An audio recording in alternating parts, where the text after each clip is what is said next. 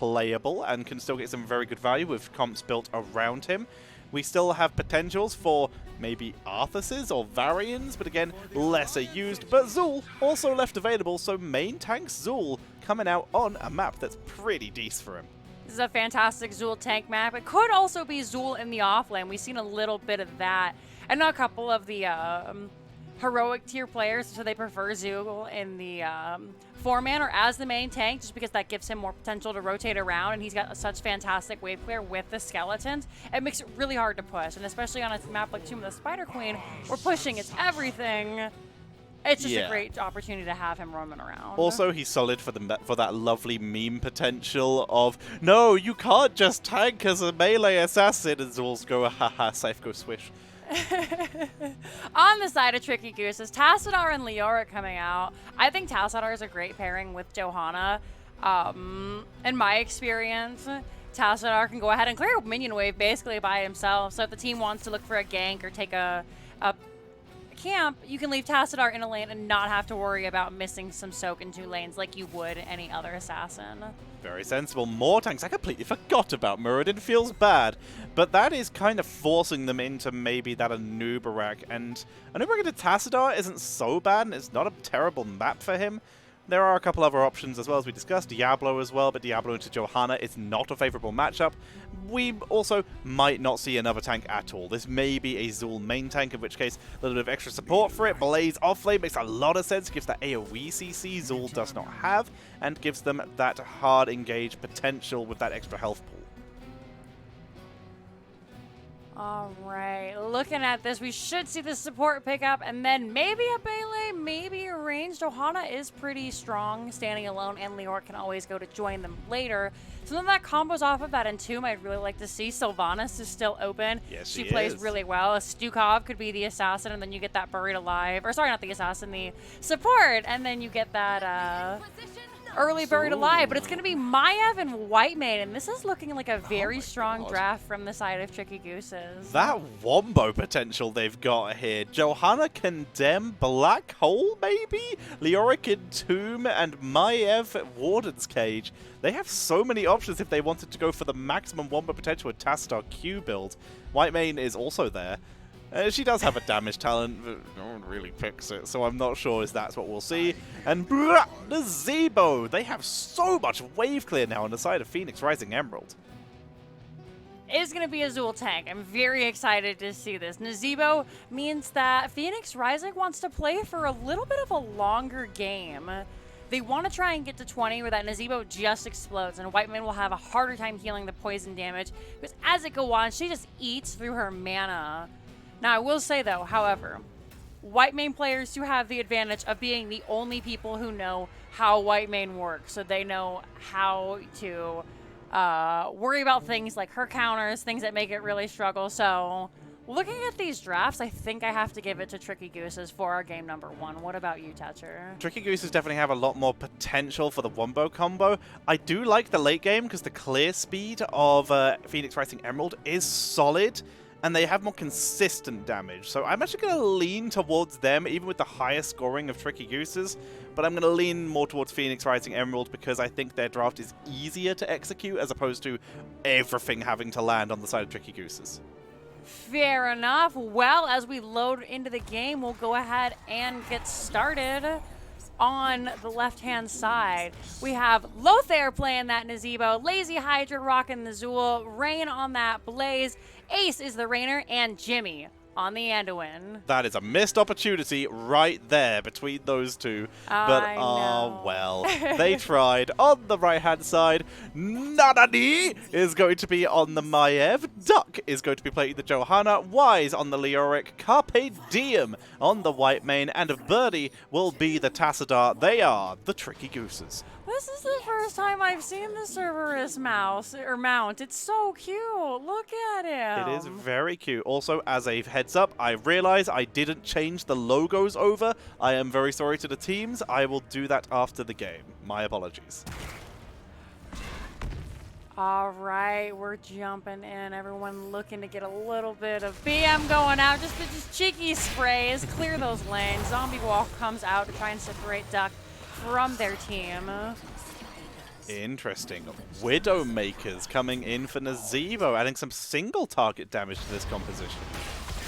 You don't typically see Widowmakers. Most people tend to go for the Toads at level 1 just because the burst damage, if you're able to, what I've heard it referred to as shotgun Toad somebody, does a lot. But I'm excited to see what they do with the Widowmaker. I have never heard it referred to shotgun Toads, but that is exactly what it is, and I love it. It might just be a chest looter thing. I got a face full of shotgun, or a shotgun full of Toads, a face full of Toads, that kind of thing. And A shotgun full of Toads sounds terrifying.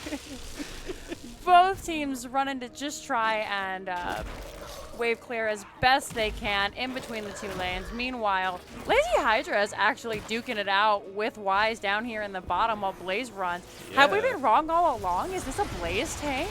Maybe. Blaze can absolutely fill in that tank role. It's not preferable.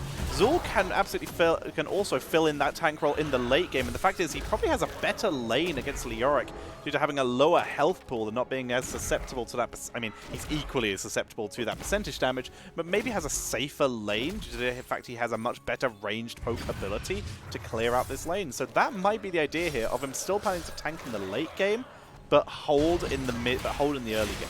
That is a very good point. We see Rain taking a little bit of damage. Carpet Diem getting that Giggle Beam off. But he's able to back up and get healed up by Anduin. Just a little bit of harass right now, trying to make the rotations of the enemy a little bit longer than anticipated. Down on the bottom, we see Maev is just grabbing that bottom camp. But Lazy Hydra is wise to it. They're not quick enough. Gonna have to clear this up, but luckily Leoric is leaving to turn in gems, so he's gonna have a lot more freedom in terms of turning this off, as we do also have both teams picking up level 4 as the load there takes a little bit of harassment. Force Wall of Electric Fence is down, but Rain holds the line for the moment, and it holds in terms of damage. Finally picks up Oil Dispersal for his level 4. And there it is. Tank build confirmed. You think Grim Scythe confirms tank? Because I always thought it was more the Jailers at 4.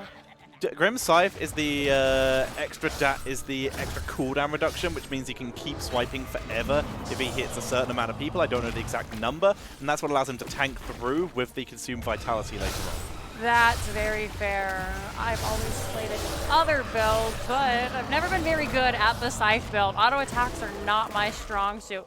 Looks like we see a little bit of a skirmish breaking out in the top lane. Able to chase Phoenix Rising off of that turn-in. 9-32. Tricky Gooses are looking. They want this first turn-in.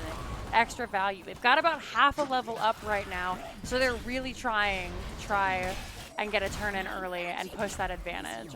Phoenix Rising Emerald playing it a little safer. They are really scared of that Force Wall, and as they should be. They're also trying to avoid feeding Tassadar with the static charge stacks. We also have 31 stacks on the Widowmaker because there's 74 stacks of Voodoo Ritual. He is on top of it. This rotation is going very well for them. And also, Bonds of Justice completely missed that at level 1. We do see the Red Red Weavers dropping for the side of Tricky Gooses, and as we can see, they're headed up to the top lane, the most important lane in the game. This is where the boss pushes. This is where games are made and lost. So getting that early fort can prove pivotal into ensuring a team's victory. Willing Vessel coming in for Leoric. He wants to be able to sustain here. Look at that Psy Storm damage onto Ace Tether. Onto Rain, but he tanks it. The Electric Fence just annoying more than anything else. Load there. Lazy Hydra clears this out, only losing a tower and the gate. Everything else will survive. Now all the pressure. It's going to be onto that mid lane. Nice clear by Phoenix Rising, I want to point out. They've done a really good job of making sure that they don't get that early fort that so many teams look for. Nice Force Wall. Comes out to try and spook Rain. Maev, is she going in?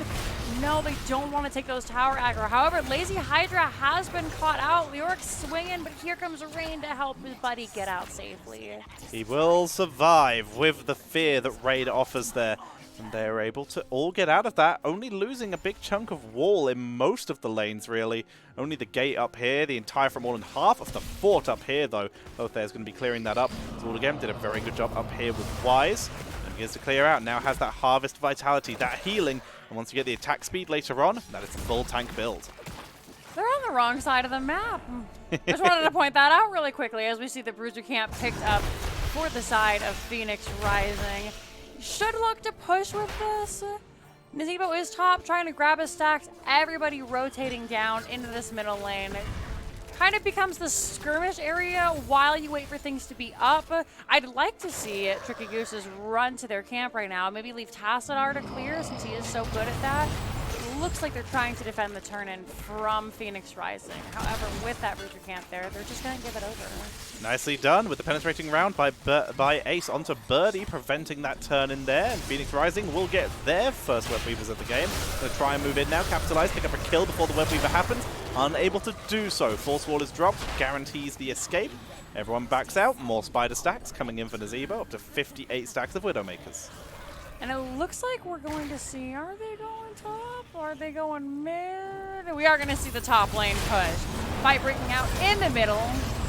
Force Wall and Zombie Wall. Walls for days as Blaze gets the double stun here. Leap of Faith, though, shuts down that engage. Lazy Hydra is thinking about it, but the team has already committed to the retreat. All right, seeing that the middle lane has been pushed a little bit further, they're going to go ahead and just try and get that extra bonus. And actually, they might turn on to Leoric. He's done a great job killing that Spider, but he is super out of position. He's going to run. Zombie Wall comes out trying to catch him, but he's able to entomb and get himself out. Nice plays by Wise. Nicely done, making the most of their level 10. This is why we did see the hard engage coming in from Phoenix Rising earlier, trying to pick up that early kill to prevent this heroic advantage. Now, heroics for both teams, but here comes the Warden's Cage with the Archon, but great salvation and bunker, though. Anti-synergy, Jimmy is still going to pop, but Carpe Diem is taken out by the penetrating round on the side. Wise coming in from the side, they're still going to try and fight this. Hyperion snipes Birdie in the backline as the Yorick takes out Raid. It's going to be a 2 for 3 right now, assuming everyone else from Phoenix Rising can get away, but they do come out on top of that fight. Fairly nice, even trade. I really have to commend Phoenix Rising right there. They knew they had the gems. They couldn't take the fight, and so they did a really nice job retreating, making sure they got those gems out and taking 2 members with them. Not a bad trade at all. Able to hold the line for the moment, keeping themselves in this game. Both these teams, neither one's getting a huge lead, but the advantage in terms of experience is still leaning over to the Tricky Gooses, and they're going to use that time with respawn timers happening, even though they were down a member, to make sure they finish that turn. They had 59 gems out of the 55 they needed, and they're going to get their second set of Web Weavers. All right, as we wait for these Web Weavers this time, we'll take a little bit of a look at the Never Mind. Here is a nice, oh my goodness. Fantastic tether. Here comes the wall, but Raid able to get out right as it expires. They push forward, and they're able to pick up the 1 kill they need. They've stopped Nazebo stacking. It's not going to matter, though, because if they hit 20, he's going to have his Vile Infection by this point. But they've given themselves the advantage in terms of numbers, and as such, they split off into a 4 and a 1 to double push both the lanes that Phoenix Rising Emerald aren't in. Poor Nazebo, he was almost out. It was a great attempt on the Leap of Faith. However, the auto attack just followed, and it was the end for our poor Witch Doctor friend. It was unfortunate. He was right. Leap of Faith but was still in the tether range, and that's what pulled him back in. It was super unlucky. I was like, oh, he'd like to control his character, please. It was so close, but in this case, he perished once again. He is back, though, and top lane somehow lived. But in this case, bot lane was taken out. Top lane is paper now. Mid lane is just slowly becoming cardboard.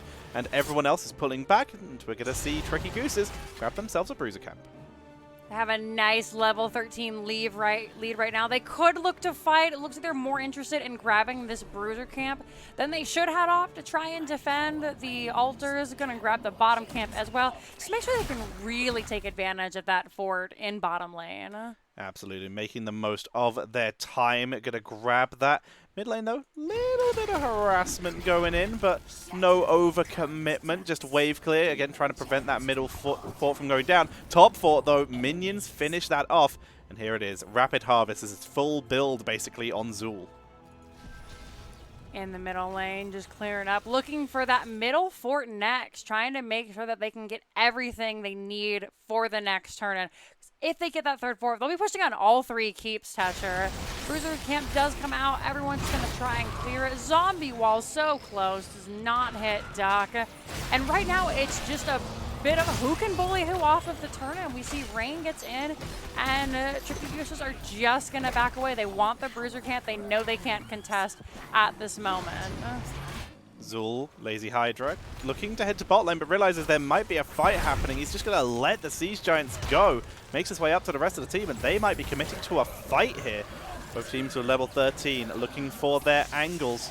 But as long as this is happening, they're letting this Web Weaver is basically neutralized here, so they're all in on this. The Archon is down. Nana, he's trying to pull him in and will interrupt the salvation. Bunker is down with Zul in it as they try to tank through. Will Zul have Harvest back up? No, he's being zoned by Wise here, but the Hyperion will force back Carpe Diem. If he steps back into the Hyperion, he might perish, but he does live this time. Great job by Phoenix Rising. Ace in a little bit of trouble here. Only 200 health, has to back out. The Web Weaver not getting a ton of damage as Phoenix Rising are having to back off. Leap of Faith comes out to save Lazy Hydra's life, and Rain is the last to leave. Lothair, you crazy. Up the top lane. They're going to start looking at this top gate, but seeing as the Web Weaver is no longer there, that's going to be the end of that. This Web Weaver will expire just due to the timer on it. No extra push happening here. Zul still grabs some skeletons in mid lane. He is on the run now, though, because Wise has his number and is chasing him down. And Tomb is up, and Hydra is down.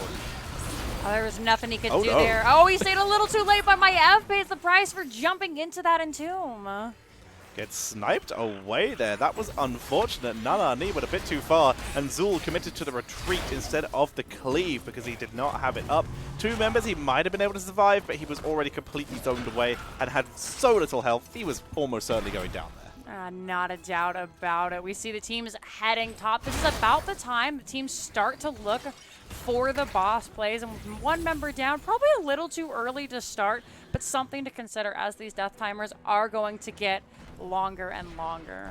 We're going to be seeing the pressure onto this middle lane. Again, quick wave clear by Phoenix Rising, really making the most of this. And we can have a look at the 16 talents that we already have up. We do have Spectral Legion Mithril Mace. Cool to see that coming out once again. And level 16 is about to be hitting for Phoenix. Actually, no, it isn't. They're not even halfway through level 15. Yeah, this is the perfect time for Tricky Gooses to fight, but it looks like they've actually turned their eyes to boss. Turning the Web Weavers in first, however, this is a glaring indication to Phoenix Rising that they are on the boss. They're doing it, everybody in a proper position, and Phoenix Rising is just going to give it. We see Ace heading up. He's going to be the first. He's got to be very careful to make sure he doesn't face check and pay with his life. Standing to the side. Boss is just about done. Nice unstoppable, but the body block prevents Rain from getting in, and that boss does go over to Phoenix Rising, or Tricky Gooses. Resets coming in for Nanani. The Archon AoE is too much. They chase down. Rain's taken out. Hydra is cleaving, and he is tanking, but there's nothing he can do. Poor Nazebo in the backline as well. That is going to be a 5 for nothing. The attempt was there, but they engaged far too late. And with the boss and the Web Weaver on the way, this may well be game over, Jinxie. He didn't even have level 16. I understand the need to contest, but maybe outside, fight the boss in the lane, look for picks on people who have spent their cooldowns on the boss. And just like you said it, this keep is going to melt like butter. Death timers are still relatively low. We'll have Rainer up in a moment, followed by Anduin with boss and the Web Weaver. We can see the middle and bottom Web Weavers are also creeping in. This could very well be the end. Health bars on the boss pretty high. Health bars on the team pretty high, but it's still going to be a 5 versus 5 fight. Tether them all in. Blaze and a multi-man stun, but the boss is still at half health. Flesh Shield's going to buy some time as they focus it down. The zoning is decent here. They're trying to hold, but the boss is not taking enough aggro. The Web Weaver's coming in from the side. They don't have enough members to spread far enough to win this. It's going to be game number 1, going over to the Tricky Gooses. Well done by both teams. It was moment-to-moment crunch. I had no idea who was going to win. Unfortunately, just so many minions at the end. Not even the wave clear of Phoenix Rising could have saved him from that. They get taken out. Unable to claim victory there. But the Tricky Gooses, though. Nice performance, well executed of a combo. I am glad in retrospect. I called it at the start and my brain just went, this is Wombo. I'm glad they didn't listen to my stupid ideas and went for that Archon instead of the Black Hole where they could have gone full Wombo. They instead went for safety and picked up a much better game as such, with beautiful play by that Tassadar dropping massive damage, as you can see there. 58,000. Next highest player in the game was Zul, the tank player, which is not surprising. The AoE he does is insane. But 42,000, a solid a solid Johanna more than Zool in terms of damage. That is crazy. Very true. Let's take a look at the talents for anybody who'd like to see what the builds were for those heroes. And I definitely agree, Sweet Buns. There was so much AoE. It's really hard to go in like that. Unfortunately, sometimes that's what you gotta do. You gotta take the 1% chance plays. We do indeed. It looks like we're going to have Lazy Hydra taking first pick, so that will be first pick going over to Phoenix Rising Emerald. See if they're able to make play out of it, and we'll find out the map very shortly. You already mentioned, very cool to see there. We have the Weaken coming in for Zool. You did go all in on this, which is again fine. It's what really another thing that really helps him tank. Very cool to see that damage reduction. Blaze, I very much understand the thermal protection here. He really, really tried that last engage. And it wasn't even the disengage, because like you said, it was a fantastic unstoppable. You called it during the fight. But instead, just powering in, he was body blocked. And that's what stopped him from getting to that objective and preventing that boss being taken. Because that might have been different otherwise. That is the weakness of Blaze. He's got one very telegraphed stun, and if your tank just happens to stand in front of it, that's it. That's who you're stunning. He did a nice 2-man stun, and then at the very end there, I want to commend him for, he got a really great 2 or 3-man stun at the end. I thought that might be the turning point, but unfortunately there was just too much experience on the side of Tricky Gooses, and thus they were defeated. Absolutely. Nicely done. Again, Tricky Gooses really putting on quite the show. We have our map, we have our lobby, as you may have heard the sound effect there. So let's find out exactly where we are going. We are going to be heading... I always hit the wrong button for that one. Tricky Gooses currently up 1-0. They were able to claim victory on, once again, Phoenix Rising's map choice of Tomb of the Spider Queen. But Tricky Gooses decided, were given the map choice as Phoenix Rising won first pick, and they have opted for Cursed Hollow. You think they took first pick to avoid getting completely tank choked? Yes.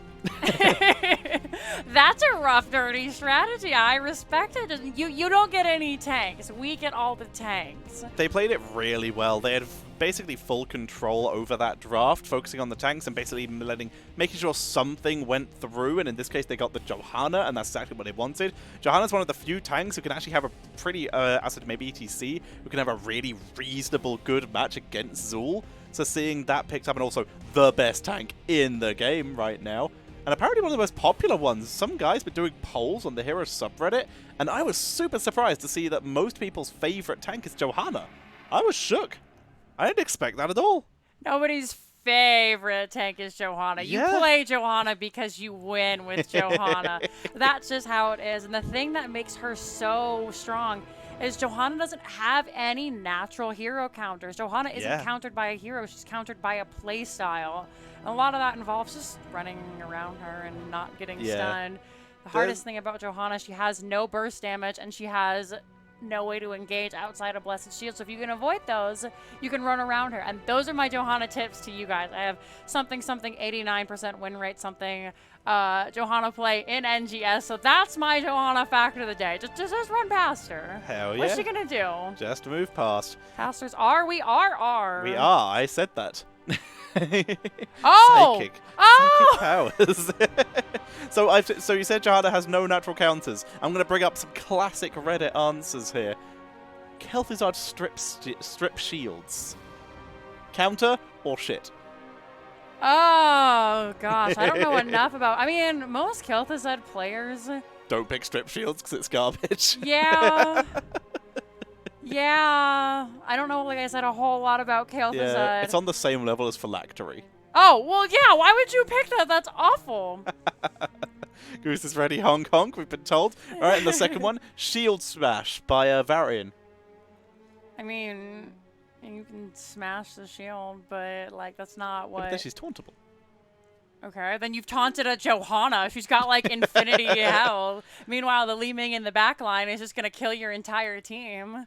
That's true. That's fair. The Variant is what we have seen as, like, a dedicated counter. It's the closest we've had. But if you're doing that, you are committing to killing that Johanna and then going for the rest of the team. If you've got, like a Zul'jin, like a Malthael, and maybe, like, a Deathwing on your team, then I can see maybe you guys going in and just killing the Johanna. We're hopping into the draft, so we'll stop talking and theorizing about what counters Johanna as a hero. My draft button just really doesn't want to work today. We're heading in.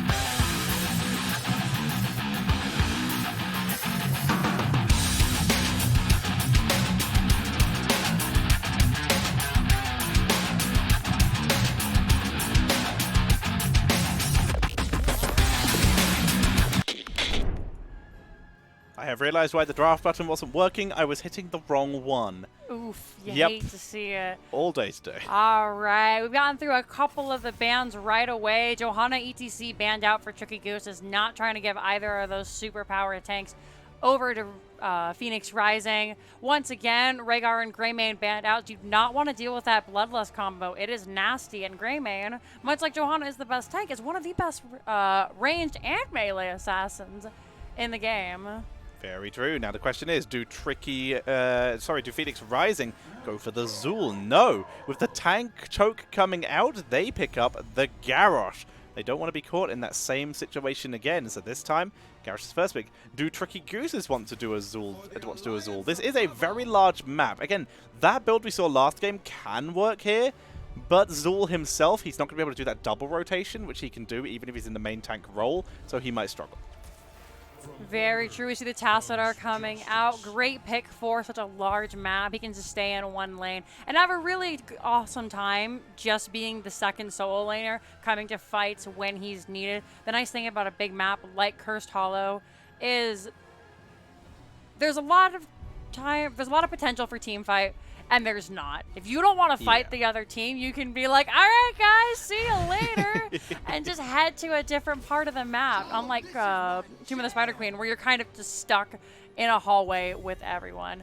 Lucio and Dahaka coming out for Phoenix Rising, and I really like the Dahaka. He can just go ahead and soak if you want to get the tribute, if you don't, and then at the very last second, show up from a corner and make a flank engage happen. Lucio with him and the Garrosh just speeds them right into the enemy backline, which is what every Garrosh player knows is the best way to go in. Absolutely. When Garrosh first came out, there was one hero that he was paired with at the maximum amount, and it was Lucio. Recently, we have been seeing a little bit, I say recently, the last 5 months maybe, we've been seeing it paired with Zarya as a fantastic combo with Speed Barrier, but in this case, the Lucio will be more than enough. Interesting thing I want to mention here is we have not seen any focus at all in this massive map onto Abathur.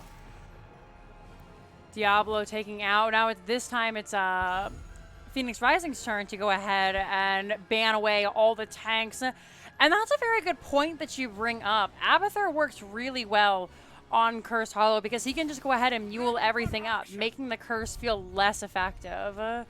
Muradin picked up by Tricky Gooses. Suddenly they're in a situation where their tank pool is a little limited.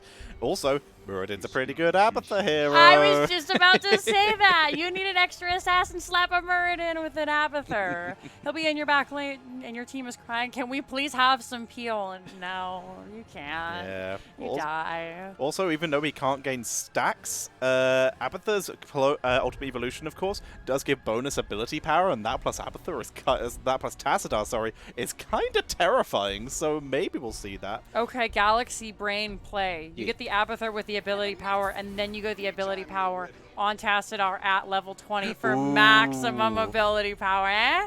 I like it. That's a hell of a bonus. That would be scary.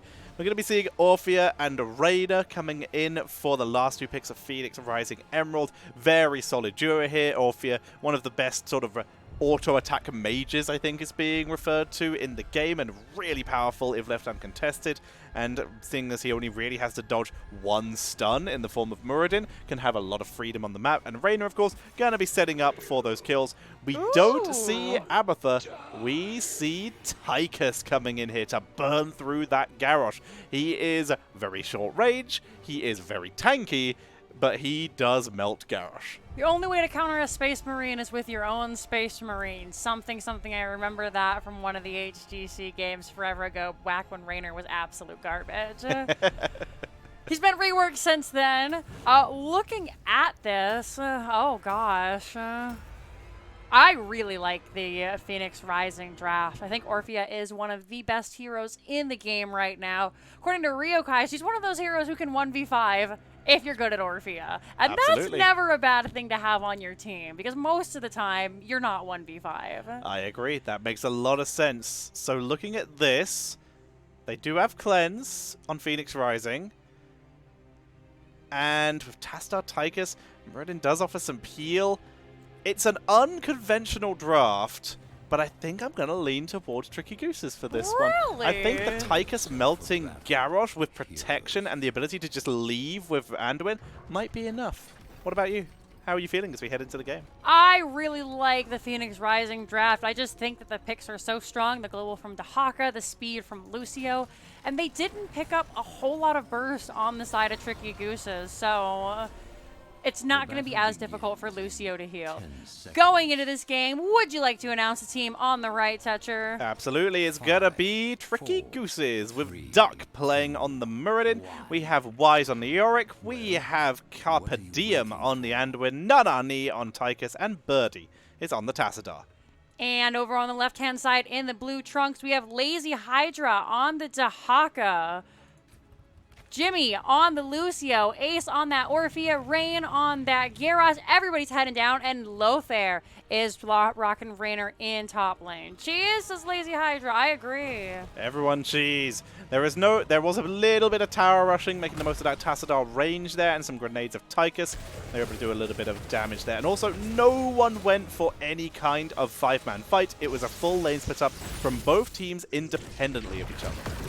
This used to be the way to play back in the day. I remember when I first started, we'd all just go to our lanes. I have no idea why we started doing the 5-man fight. Lothar into Wise, I think, is a really smart decision for the side of Phoenix Rising. It feels awful as Leoric. He can't ever hit Rainer, not unless you Wraith Walk in, and then he just kites you. Very true. I think the reason people started doing the 5-man was Falstad when Q build started becoming popular. I think that's what really kicked it off, and then people started splitting against it, but also realizing that other heroes had level 1s that could be stacked on that middle 5 fight. So it just sort of became a thing, and you don't want to be that team in a situation where you have 2 people there and the enemy team has 5. That makes sense. There's also a lot of the time when the quests started coming out, because we didn't used to have quests back in the day. If you're an old timer like Toucher and myself. Stun onto Lucio. There's going to be no kill here. Push off onto the Muradin. Duck taking a little bit of damage, however, a nice heal up from the Anduin. No bother. Nice rotation by Rain, seeing if he can't look for any kind of picks onto the enemy side. One thing that is terrible about having Rainer up top is he doesn't have really a whole lot of escape. So if he gets caught out, that's it for him. He's got 1 E and a Q. Going to be seeing the bigger they are here. Now, this has always been an interesting pickup versus Garrosh, because you're burning through arguably the easiest half of his health, and then not being able to do anything else once he's above 35 or below 35. It's an interesting pickup, but arguably, once you have Garrosh to 35 health, you've usually got enough people there to kill him, but you are still just making through the easy bit, and in the rhythm makes you stand still for a bit too long to be safe. Percentage damage is really great against tanks like Garrosh, because percentage damage doesn't care about your armor. It's just exactly what it sounds like, percent of your health. However, once it's over, like you said, hopefully they'll have enough to kill Garrosh, but around 35% health. He's sitting at about 50% armor, and that can make it really difficult to kill him. He's deceptively tanky. Very, very true.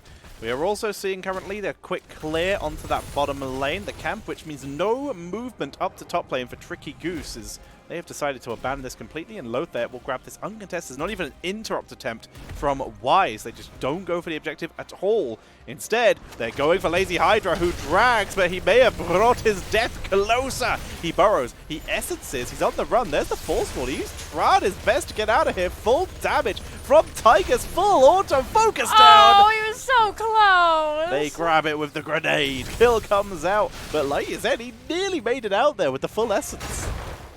On Micah Ross, we do have the the quest at level 1. Let's take a look. Warbreaker, there it is, trying to get those nice early stacks.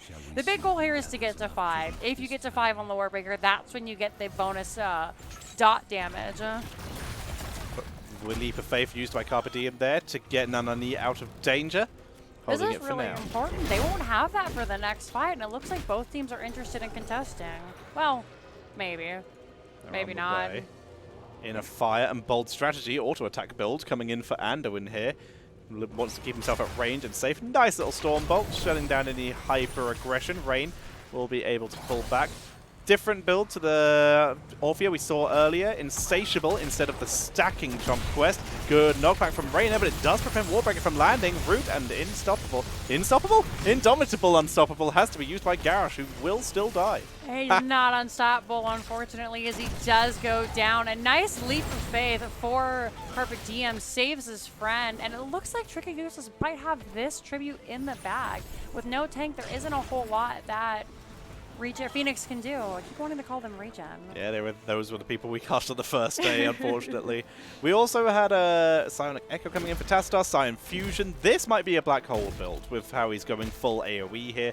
We'll have to wait and see. Muradin, give him the axe. He wants that maximum damage output, and there is a lot of CC here to set him up. Very cool to see. It's not really boss. It's a boss. It is an attempt, and guess who's has 4 people up here already. No one's scouted it, but they have to know now. Rain will move forward and see Duck. That's going to give him the idea here. Nani pulls back. Carpe Diem pulling away. He's now massive separated from the fight as Wise is dropped low, and Boss will be leashed.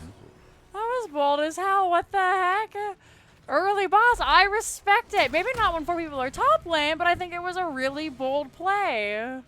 It was very bold, but in this case, not going to capitalize as everyone pulls back. Time for the next objective. Currently 1 tribute to 1.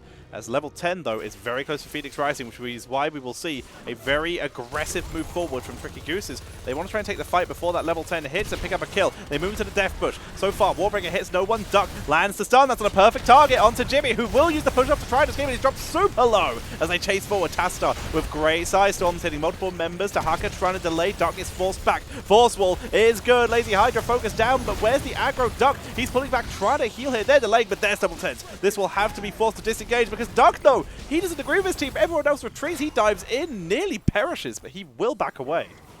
Nice play by Phoenix Rising. One more cheeky interrupt. And that was just a really solid team fight. Nice communication. There was a little bit of discommunication on the side of Tricky Gooses. I think they were all on several members of the team. That allowed Lucio to keep everyone nice and healed up with a little bit of damage on everybody. And now we see Phoenix Rising taking their boss, but here come Tricky Gooses. They have their ults. They haven't been stunned.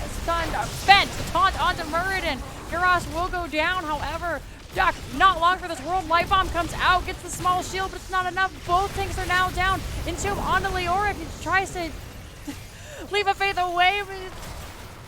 Gonna be sniped away. Birdie pulls back, keeps alive. Side storms to zone ace. Focus down. Nani. He's dropped a grenade ready to try and get Birdie out of there. Birdie will escape. He did go for that Archon instead of the Black Hole, and a massively split fight punishes Tricky Gooses to the extreme there. Leoric coming in way too late from above. Muradin overextending a little bit too much, getting taunted by the Garrosh, who does die, but it kept Muradin there too long.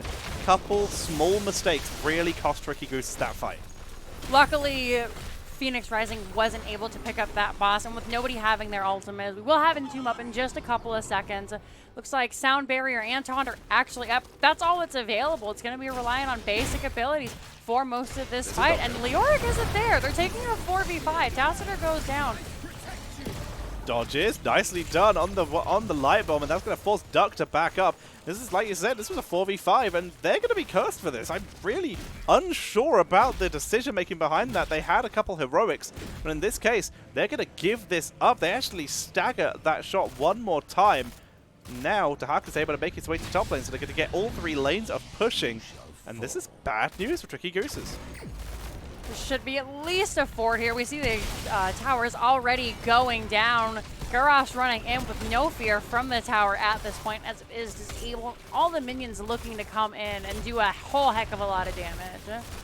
Holding the line for the moment. They're actually contesting this a little bit with 3v5. Good side storms with Psionic Echo coming in from Tastar is doing massive damage output for this fort. So dropping down. Birdie commits, pulls in with the stun, but Carpe Diem pulls back. Duck has to jump away. He will get out of there. Tahaka, in the meantime, dies. Gank from Leoric and Tychus at so much % damage. The dinosaur just couldn't hang on. Jimmy. Looks like we're headed to the mid lane. They pick up the vision. Maybe. There we go. He pops the healing, trying to top up Rain. That little bit, so much health on that Garrosh. Hyperion being burned with 10 seconds left. That Yamato cannon will do some huge damage to this fort. They'll try and finish it off. Nice little force wall by Tassadar. Shuts down an attempt at a kill there. And this fort will die with the assistance of the minions. They will finish that off. 2 forts taken. Definitely not the worst that it could be for Tricky Gooses. They left Murden in the bottom lane to soak, which I think was a really smart idea, making sure they didn't fall behind, as both teams are currently level 13. And we do have Bronzebeard Rage coming out for Murden. It could have been a quick pickup just to go ahead and get those minions off the keep wall, but it could be because he's also been in the back line most of these fights, just tearing apart Phoenix Rising. Very, very true. Could be going for, it's a combo of the two in this case, as we do see Abyssal Symbiosis coming in. Sorry, I turned into Sony there for a second. Symbiosis. So gonna be able to get that extra shield combined with the cooldown reduction of Insatiable, combined with the cooldown reduction of Allegrissimo, going maximum cooldown reduction so they can spam abilities, stay mobile in the fight, and stack up that chaos. Bosses will be traded out by the teams. Tricky Gooses shouldn't be able to get down, and frankly, I don't think they care that they're doing bosses. However, they should. This boss for Tricky Gooses is going to push on the top fort. Meanwhile, oh, the Haka. Come on, buddy.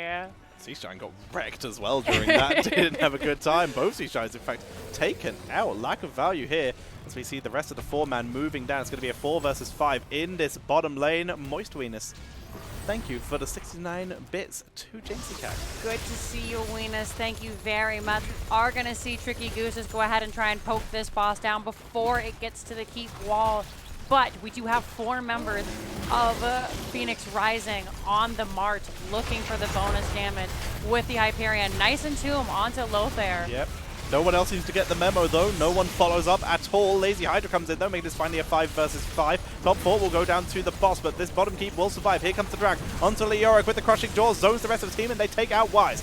With the Dragon Laser Drill, they're just going to push past it, though. Boss is down. They drop the Silence Isolation, but Dahaka takes aggro from this and is now in a rough position, but Duck does not want to commit to this 5v4. This shouldn't be the keep here. It looks like Phoenix Rising is starting to back out. Duck coming in. He wants blood. He goes in. Nice leap of faith. But Avatar is also popped. Rain has to use the Indomitable Light Bomb. Comes out. And this is just a mess. Nobody's really sure if they want to engage. They want to disengage. Keep wall goes down, but the keep is fine. The light bomb used there, like you said, no communication. We had a lack of communication on the Entomb, lack of communication on the light bomb. We're not seeing the trigger pulled. Someone's making a call and someone isn't listening in this team, or someone's not making a call and they're just missing the fact that it happened at all. Either way, communication is important here and it's not being used to full effect by Tricky Gooses. Whereas Phoenix Rising, they are doing much better than last game. We're seeing synergy. But Lazy Hydra committed. The rest of the team, they weren't able to get the kill, but they did get him out of there and they committed to his movement. Right now we're going to see both teams try to reset, take a moment to breathe, recalibrate themselves. It can be very stressful in moments like these when something as detrimental as having your keep pushed down is on the line. You start to think about your hero, get in your own head, make the plays that you feel are the most appropriate. Teams looking to fight in the safety of their bruiser camps here now. The Haka comes down. He does miss the drag, so Tricky Gooses are able to escape and head up towards the tribute. Everything is up besides Avatar, but that will be up for the tribute. Both teams are level 16. We should see a hell of a fight here. Should be pretty good. Death Bush set up. Leoric isn't here for it. Light bomb by Garrosh. No! He dropped the Indomitable, but you can't unstoppable death. Isolation was also whiffed there, so this should just be a back out by Phoenix Rising. And yep, we see everybody going to different lanes. Smart call. Wise doesn't even show up. He knows his team's got this. Then it's going to be the second tribute of Tricky Gooses. They're heading over. Orphea and Jimmy trying to take that camp. They can't, however, without their Garros there. And this will also go over to Tricky Gooses. Nicely done. They picked that up. Speaking of the level 16 talents that we now have, Titan Grenade going to help try and burst through that Garrosh. We have the up the frequency, percentage damage, percentage healing. Not taken, even with Garrosh and Dahaka on the board. But here we go. Dead Magic for Orphea. Extra spell damage with some AoE on top of it for maximum damage, and a little bit of armor ignoring Muradin has armor. Tassadar has a little bit of spell armor here. Tychus has armor. There's a lot of ways that this kid is going to get value. Lazy Hydra coming in for the bush flank. He does, however, not hit the drag. Nice isolation onto Tassadar. Wise trying to fight through, making sure everybody gets out. Duck in a little bit of trouble. Light Bomb comes out as Avatar. Fantastic Light Bomb. Archon is dropped, full damage, focusing onto Rain and Lothar, but they both escape. Can Tassadar get the laser and just misses Rain? But 2 members went down. Like you said, the turnaround was insane. Finally, Duck gets the Stormbolt. They pick up the kill. Absolutely gorgeous Light Bomb there for the turnaround. And this should be Curse going over to Tricky Gooses unless Orphea or Rain are their top lane. They're not even going to worry about it. They're just trying to defend the lanes. And we could see some real damage here on this Curse. 3 members of Phoenix Rising are dead for 20 seconds. The fort is going to go down so quickly at 15 minutes into the game. That Bronzebeard Rage, that Tassadar auto, there it goes. And we should be seeing middle keep here as well. There are 2 members of the team to defend it, and they have the most damage, which is very helpful. But the tower, there's one, there's the other gate, not long for this world. This isn't looking good. They're going to get bottom fort as well with Leoric getting maximum value here. Even if they don't get the kills, they're going to get value by picking up all these towers and forts for XP, which will get them 20, which basically guarantees them any boss. They can try and take their opponent's boss if they want to, with a massive advantage. Even if they don't get keeps here, their lead is extending, and Tricky Gooses put themselves in a lovely position. They commit to the boss even during Curse. They know their opponents will be busy. They know they're about to have level 20. I would actually leave maybe Leoric in a lane, but there's no lanes that aren't pushed up, so he doesn't have anywhere to soak. Here comes the commitment. Dark is going to come in. It's the final fight before 20. They have to do it. Light Bomb hits no one. Boss stun catches Muradin. This could be a disaster for them here as they get knocked back. Big taunt from Garrosh as Rain holds through. Clash. The doors don't land. We see Wise sneaks away. How did they lose 1 member there? That was insane. I thought for sure more members were going down, and I have to kind of, you know, that was very greedy by Tricky Gooses. They did really well, and I can understand going to their own boss, which looks like they might be headed towards now. Yeah, they thought they'd have 20, but they didn't have it. All the lanes were pushed up. They couldn't get minions. They committed thinking they'd have it. I think their opponents were busy, but the fact is, they just took an even talent fight on an enemy boss with nowhere to retreat to. Then they got punished for it. Beautiful execution. And Phoenix Rising, they're making the most of this. They're running it down. There's a reason the boss is called the Throw Pit, and like you said, with this boss and everybody top lane, this should be an easy keep for Phoenix Rising. Ooh, Carpet with a very late port. He thought he could run. Now he's not going to be here for a long time. Finally on the way to the rest of the team. Muradin is back in 2 seconds. Rise, he tried to bury it alive. He missed it. Wraithwalk away. He will survive, but he's in a rough position now. Muradin is back. Boss on core. Multi-man stun is good. Duck trying to hold the line. Hyperion with Yamato Cannon doing huge amounts of damage here as they focus it down. Another light bomb coming out. Going to try and hold the line, but the boss is through the shields doing damage. Crushing Jaws does not land. Mithril Mace just got completed as they hold through, killing off Garrosh, but the boss is focusing down the core. Lazy Hydra ignoring the fight, going straight for the end game scenario, but Reyna will be finished off there. Can they do it? Boss is low. Lazy Hydra is at full health though. Ace is inting and killing everyone in this, but the core goes down. Ace with the great distraction, removing the damage potential and stopping them finishing off the boss. Game number 2 goes over to Phoenix Rising. We have a series on our hands. Tetcher, well done, both teams. Garrosh just melted. You're right, dude, Zach. And hello, Shinkari. It's very good to see you. Tough fight. I thought it could go either way at the end, but at the end of the day, there was just a little bit too much greed on the side of Tricky Gooses. They wanted the boss. They wanted it to end.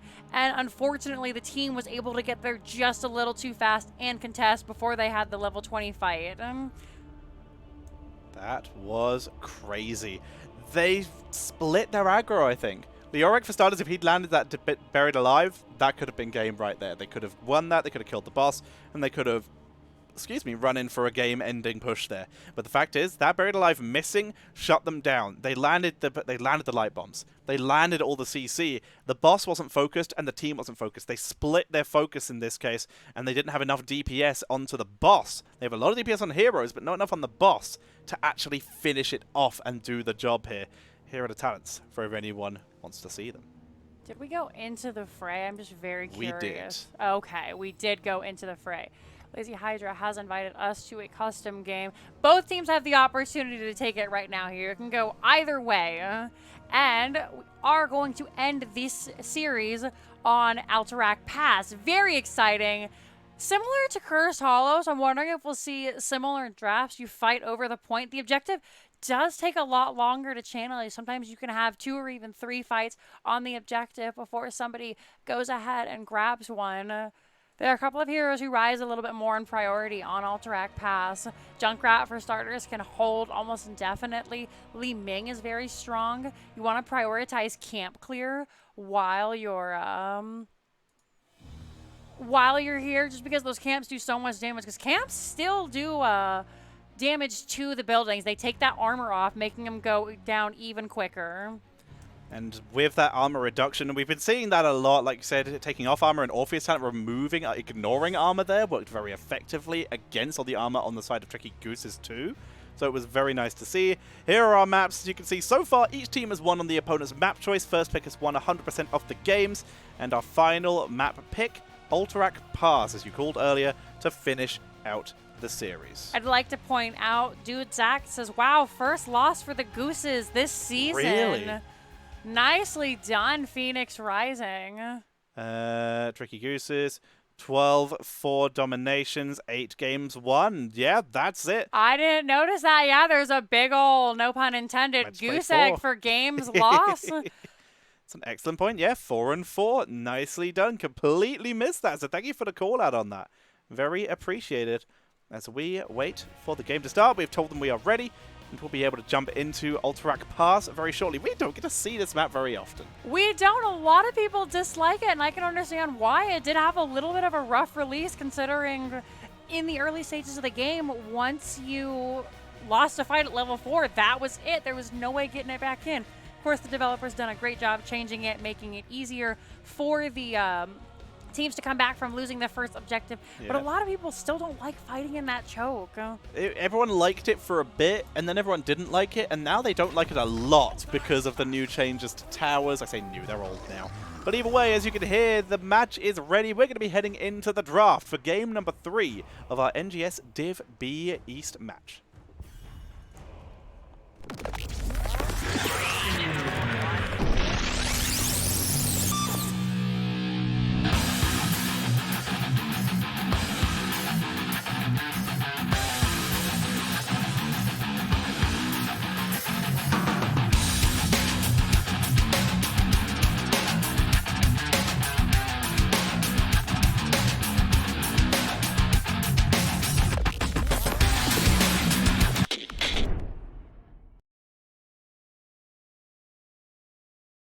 We are in, ladies and gentlemen, to Alterac Pass, game number 3 of this best of 3 series. This will decide the winner. Tricky Gooses have banned Garrosh. I can definitely understand that. Garrosh was absolutely devastating in that last game, throwing Muradin away whenever he jumped in, throwing people out of the fight so they live. Anduin banned away this time. It was the Greymane because, of course, get him out of here. This time, they don't want to deal with that white light bomb either. A lot of respect coming out. As we were loading into the game, we saw the guys saying, really fun series. Guys, ladies, people who are non-binary, all-inclusive here. They're having a really good time, and I think we are too. It's been a very fun series. It really has, and I completely agree with you as well on the respect for that Anduin ban. He didn't hit every light bomb, but I would argue that's more Muradin's fault. That's more Duck's fault than anything else, as he didn't turn around, and I don't know if that's communication or something. But either way, every light bomb that they did hit, except for one, was 3 or more members of Phoenix Rising Emerald. So seeing that taken away makes a lot of sense, but that's not going to stop Johanna being picked up first. Still the best tank in the game and not being banned. We'll get to see what Rain is able to do with her. Ooh, the Abathur we were talking about. Oh! Nanadi! Samuro, he's the 5th highest win rate hero in the game right now. Damn. With an Abathur hat. That is terrible to play against. Can I just say, like, I played Division B East. My team was the Samuro team. You had to ban it every single game. In Division A, other people play Samuro and it's not fun the entire time. It's just like, this is what we've been doing to people? Lazy Hydra again gets that Dehaka and a Reina picked up on the board. So now we've seen multiple times in the past, Samuro Abatha combo is a great backdoor hero combo. It can just intercore. I haven't seen that done since the new core changes, and I've never seen it done on this map. I don't know if it can be. I'm not sure that Samuro can do it on this map just because the core moves and it heals. I know our Samuro player, yeah, it spins, it walks around, has had a little bit of struggle. He has done it in the past, but that's super lucky and usually with the help of a camp or minions. Rhaegar banned away on the side of Tricky Gooses. They don't want that bloodlusted Rainer, and for good reason. Dehaka also has very strong auto attacks. ETC banned out by Phoenix Rising, really trying to choke them once again. Are we going to see the Muradin? There are still so many other tanks available. Not the highest tier, but pretty good. Mal'Ganis is something we haven't talked about. I'd love to see. Is it an Uther tank? Possibly. It's Duck who's hovering it, and Lunara coming in for the range damage. That is curious. Also, just as a point, I am kind of disappointed that they didn't pick Rhaegar, because the idea of bloodlusted 6 Samuros sounds very fun to me. But we're not going to get to see it this time. Don't say that. Don't give anybody any ideas. That sounds terrible. That sounds like a delight to me. Also, Abatha, great hat target is Rhaegar. But also, great hat target in this case is Uther. That's a fantastic target. This is smart. Liking this. What is happening? So what they are struggling with right now is the fact that Samuro can one-shot everyone, and they know they're going to be taking a lot of damage. Stukov can deal with Lunara. He can't deal with Samuro. He can't deal with Uther. Lily can deal with Uther and Samuro. She can't deal with Lunara. This is their best way of dealing with both of these problems. They're going to have to build a little bit more damage focused on Lily, or maybe Bruiser focused on Stukov, but this is honestly not a terrible idea, and Sylvanas is going to have to be picked up because now they're committed. They have to play more damage, or they're going to be in a position where they're not going to be able to blast through the double support. Okay. I understand the concept. Any of the members of Phoenix Rising get caught out by Samuro, they're just dead. Except for maybe Johanna. Like, looking at this, Lily like, might live. Lily might live if it's troll build Lily. Which honestly wouldn't. I'd not troll build, but I would definitely like ability power build Lily. You can't go dragon here. You can't go the water dragon because you will suffer, because the second you cast it, Samuro will teleport and you will lose it, and that will keep happening. You can't go water dragon. You can go jugs, which it can allow Stukov to go whatever he wants. He should just go flading swipe. But with the multi-person blinding winds and the ability and the spell power, I think they might have decent damage in this. We'll have to see. Right now, I have to give it to Tricky Gooses. The Abathur Samuro is so strong. The Sylvanas on this map is just insane with that extra attack power and attack speed coming out from the objective if they're able to go ahead and grab it. I am in agreement this time. I do prefer the draft of Tricky Gooses, but I can see the logic, and I would like to see this team's draft work.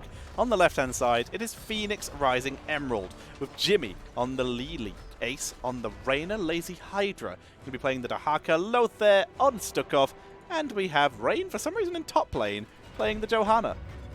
And on the right-hand side, we have Carpe Diem on the Abathur, Duck on the Uther. Going down to the bottom, Birdie on the Sylvanas, Wise on the Lunara, and Nanani on that Samuro. And just as a point, almost everybody has swapped roles in the side of Tricky Gooses. To be fair, I think Carpe Diem and Duck are still on their usuals here. Duck playing what is going to be, in this case, the main tank build with stun-based stuff with that Hammer of the Lightbringer. And Abathur is about as close to a support as they have. So it's mostly okay, just with a little bit of a mix-up. I suppose. Not only on the Samuro, Y is playing the Lunara, so they're swapping there. We'll just have to see. This should be early push from Phoenix Rising, given that they have the ability to fight 4v5 into the side of Tricky Gooses, but we shall see. It is Jimmy in the offlane, on the offlane Lily. I have played with the offlane Lily and won before, so I have hope for them. Lily offlane, it does not wave clear. it does sustain and it does beat other offlaners. It's almost impossible to actually beat Lily in the offlane, but it is possible to outpush her, and that's what we might see here. Although Samuro, for now, is going to abandon this bot lane completely because he knows Lily's clear speed is so slow that he's going to be able to get in time here in time for the next wave, potentially. He is losing some experience, though, because the lane is freezing, and he helps Birdie up here with the camp instead. On the other side, we see the same Ace and Lothar doing it, but they clear it quicker due to Exterminator. In the bottom lane, we finally get that Abathur hat. Lily coming down after dropping a couple of heals. She's taken a lot of damage from this Abathur hat and these minions. Here in the middle lane, we see looking for a little bit of engage. Duck, I think, should have gone to the camp to get his quest stacked. He does have the auto attack quest at level 1. That's 75 seconds of attacking. Hammer of the Lightbringer gets you that extra stun cooldown. We see Sentinel Wisp for Lunara, which has been placed here, and as such, we'll see Jimmy rotating in and immediately pulls back. Very sensible. Will actually bully Hydra a bit, takes a blinding wind to the face. Lily, by the way, with a free drinks, might be going more focused on the healing builds here, or the fact that it is just free mana. Here is that surging wind, 10% spell power. They're going to have to spam that out. No extra blinding winds you can get on that Hurricane Serpent that you get at level 1, sticking with that extra free healing in fights.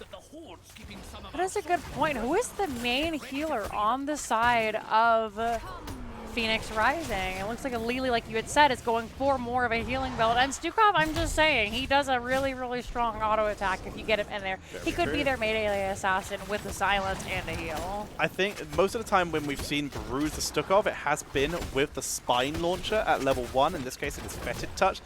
Both of them are going to be sort of filling in that damage and healing role, but Stukov is going to be leaning a bit more heavily on it, which is why we see the one good spread coming in here, committing more to that healing focus.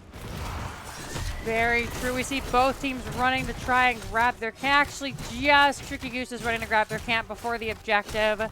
Phoenix Rising opting to get a better stance on the camp. They do get interrupted by the minions. And now Rain is separated from the team. Duck comes out, drops a little bit of damage. He has Holy Shock now, so even more interrupt potential. We'll take a stun from Rain. Samura comes in, but Lazy Hydra, Dark Swarm, rolls through it and focuses onto Duck. Duck has now finished Hammer of the Lightbringer and taking a lot of damage. The silence down by Stukov here. Will be able to back away and live, though. Just dodges that penetrating round from Raina. They're going to be forced back, but more Samura harassment coming in here. Where is that Abathur hat? Currently not in the fight. It was dropped a little bit earlier. They're still trying to force them back. Birdie trying to interrupt this. As is wise, and with multiple members, they will prevent this. Lazy Hydra able to get out. Nice penetrating round by Ace. They're able to stop the channel. Now everybody's looking to just get a little bit of clear done before they're ready to go in and contest once again. Carpe Diem out in the lane, soaking, getting those Abba slaps in. You like to see it. Both teams rotating back in to try and contest. Rain steps up. Wise a little bit low on health for my liking. Lunara's got tissue paper health. Nice cleanse on a Rain. Nara now will be healed up. Good dodge on the drag. We have reinforced Carapace here and the networked Carapace, so really going in for those shields to try and protect the rest of the team. Lunara will get topped up a little bit more here. Stukov with targeted excision here, going in on these fetid touches. Lily still going with Let's Go, bringing out that cleanse, keeping everything safe. Jimmy going to make the most of this. He knows that people are up in this top lane pushing in. He knows this won't be an objective. He's going to make the most of it and go get mana. Well done. Ace coming back in, decides he's just going to go ahead and clear. We saw the black arrows come out, get a little bit of damage onto the fort. Sylvanas and Lunara have some of the best pushing power currently for any kind of range auto attacker. Everybody looking to grab their camps or looking to grab the objective. They step back in. Lothar has a nice channel. Duck unable to interrupt. They get a wailing, or the Banshees from Sylvanas will interrupt it once again. Duck, he's trying to tank, he's doing his job, but they're still down a body. It's pre-level 10. There's the drag onto Samuro. Will he be able to get out here? He swaps to his clone as the clone explodes, and as such, he's able to sneak away with his stealth. Sends in more clones for the delay, but it's too late. Channel's coming in, and with no Uther, this one will probably go over. Birdie goes for one more chance to try and delay it, but this is likely going to be the first objective of the game, going over to Phoenix Rising. I don't hate that the Uther died right there. Ace, oh no! Lunara with the wraparound Blaze gets him. They're delaying it. They're holding. They're holding. 3.8 seconds. They hold it. Nicely done. Abathur picks up another kill. Samura gets one. Wise is so low here. Autos from Jimmy could finish him off. He survives though. Johanna dies to Samura. Lazy Hydra in full retreat. Abathur is soaking. And we are seeing the Tricky Gooses composition working as intended now that they had everyone back. And with that, level 10 is hit, and they get control. What the hell? And we're going to be seeing Monstrosity and the channel coming in for Tricky Gooses. Oh, yeah. I mean, who would be the clone target? I mean, yes, multiple people would be the clone target. There are great clone targets here. This is weird. Duck stuns out to dodge the drag. So he's a sidestep. Wise backing away. And this will be delayed again. 3.8 to 8.9. If the members of Phoenix Rising can go ahead and grab over and just get one measly little channel. They're doing their best. Everybody coming out without the body. Monstrosity is just going to go ahead and push bottom lane. But this leads for a very difficult fight for Tricky Gooses. However, nobody told them that. Ace taking a ton of damage. R is going to fall. They just committed. They know the enemy team doesn't have enough damage, really, with double supports here. So they've committed to the split push instead. We've worked it out, and it's working. They're pushing forward. They make up the lack of bodies with the illusions. Wise is topping out on damage here, doing so much for the team. And Uther, 3-man Divine Storm into multi-man Wailing Arrow. And this is working so well for them, making the most of that low damage output of Stukov and Lili. This is really smart, and I'm amazed we didn't see it before. They've tricked us. They've fooled us all. I just can't believe that they were able to come back and not only stop the channel, but grab it and take it for themselves. And now they've taken not one, but 2 forts before the objective has even risen. It's still in the middle lane. Savannah did use the black arrows, but she will have it back up in just a matter of seconds here. And by the time the objective is here, we could see a keep go down. Samuro is pushing against Ahaka, trying to clear middle lane. All members top, they want this top lane once again for the boss. And there's the black arrows once more. Objective doing a ton of damage, and there is no tower to protect Phoenix Rising. Black arrow, nature's culling combined means buildings go bye-bye, but they don't want to push in. Samuro's been pushing in the top lane, so they decide to leave it alone. Divine Storm, see you later, Hydra. Oh, Hydra. It was risky picking Dahaka on this map, as there are significantly less bushes than most other maps. However, we do see the fort taken. That's going to be the triple fort for the members of Tricky Gooses. And the top keep, you know, pretty nicely done. Did they get the middle keep towers as well? It'll be the top keep tower. Almost. So yes, keep towers, top and mid. One singular tower remaining. Mid completely fine, but just lost the fort. Abathur, I wasn't sure about the positioning, but he is finally pulled back to safety. And this boss is a trap. Oh, they're waiting. They know that Regen or Phoenix Rising wants it, and Jimmy has to pop the jugs, but there's just too much damage on the side of Tricky Gooses.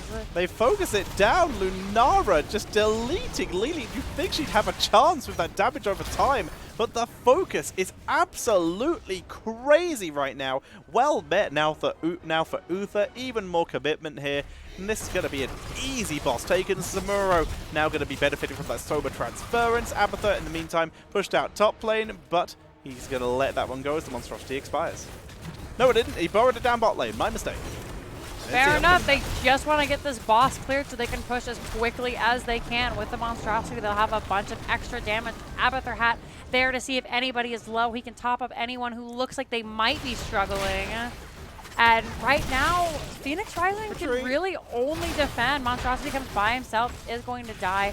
And luckily, the bosses don't do too terribly much on this map. They should be able to clear it in the lane and sustain minimal damage top or bottom lane. Meanwhile, the rest of the team is heading top for Tricky Gooses to try and get the double boss play.